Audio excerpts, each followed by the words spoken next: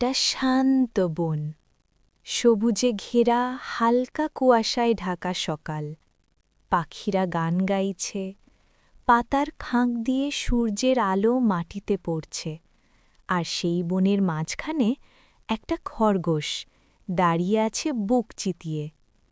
আমি এই বনের সবচেয়ে দ্রুত প্রাণী। তার চোখে আত্মবিশ্বাস, কিন্তু সেই আত্মবিশ্বাসের আড়ালে একটু অহংকারও লুকিয়ে আছে। ধীরে ধীরে একটা কচ্ছপ এগিয়ে আসে। তার গতি ধীর, কিন্তু চোখে অদ্ভুত এক শান্তি। তুমি কি আমার সঙ্গে দৌড় প্রতিযোগিতা করবে? এক মুহূর্তের নীরবতা, তারপর খরগোশ হেসে ওঠে। তুমি আমার সঙ্গে দৌড়াবে?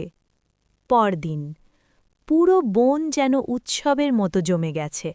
সব প্রাণী দাঁড়িয়ে আছে অপেক্ষায়। 1, 2, 3, দৌড় শুরু। খরগোশ ছুটে যায়, বাতাসের খেকেও দ্রুত। ধুলো উড়িয়ে মুহূর্তেই হারিয়ে যায় সামনে। আর কচ্ছপ ধীরে নীরবভাবে এক পা আরেক পা চলতেই থাকে।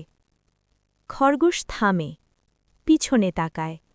দূরে, অনেক দূরে একটা ছোট্ট বিন্দুর মতো কচ্ছপ। সে মুচকি হাসে। এটা তো খুব সহজ। একটা গাছের নিচে বসে পড়ে, একটু বিশ্রাম নিই। চোখ বন্ধ করে সে ঘুমিয়ে পড়ে। এদিকে কচ্ছপ থামে না, না তাকায়, না ভাবে, শুধু এগিয়ে যায়। সময় কেটে যায়, সূর্যের আলো বদলে যায়। হঠাৎ খরগোশের ঘুম ভাঙে। সে চোখ খুলে দেখে কচ্ছপ প্রায় গন্তব্যে।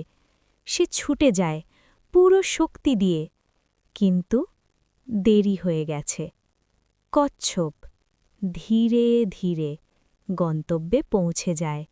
সে জিতে যায়। পুরো বন স্তব্ধ। তারপর ধীরে ধীরে হাসি, আনন্দ, বিস্ময়। খরগোশ দাঁড়িয়ে থাকে চুপচাপ। তার চোখে এখন আর অহংকার নেই, আছে উপলব্ধি। ধীরে হলেও যে থামে না, সেই শেষ পর্যন্ত যেতে। সূর্য ডুবে যাচ্ছে, বনের ওপর পড়ছে নরম আলো। একদিকে দাঁড়িয়ে খরগোশ, আর সামনে শান্তভাবে দাঁড়িয়ে কচ্ছপ।